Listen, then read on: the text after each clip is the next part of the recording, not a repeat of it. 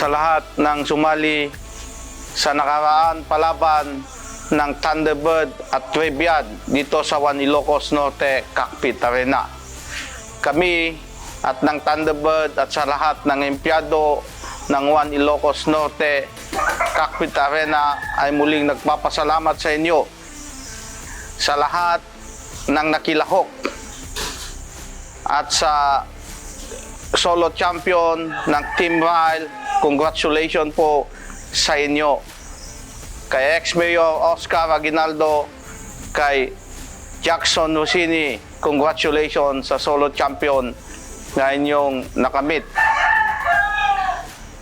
176 na entries, kayo ang pinalad na naging milyonaryo sa ating palaban. Nagpapasalamat ako at nabigyan kami ng pagkakataon na maging champion at solo champion pa. At saka out of 176 entries,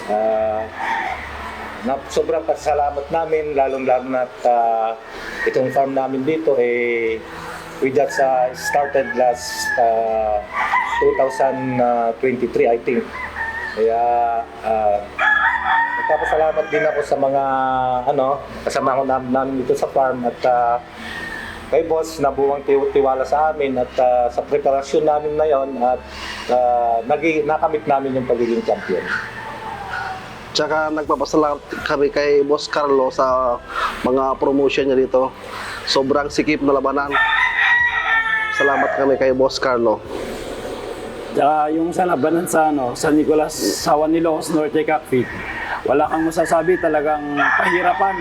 Dahil mo masusubukan yung mga bloodlines mo, kung gaano katitibay. Mga manok, wala kang masasabi. Boss Amo, Carlo, thank you. Hindi basahan kasi lahat ng manok magaling. Magaling na lahat ng laban. Siyempre, ang kanya-kanyang araw. Para sa akin, kasi karamihan siguro sa mga naki-participate doon,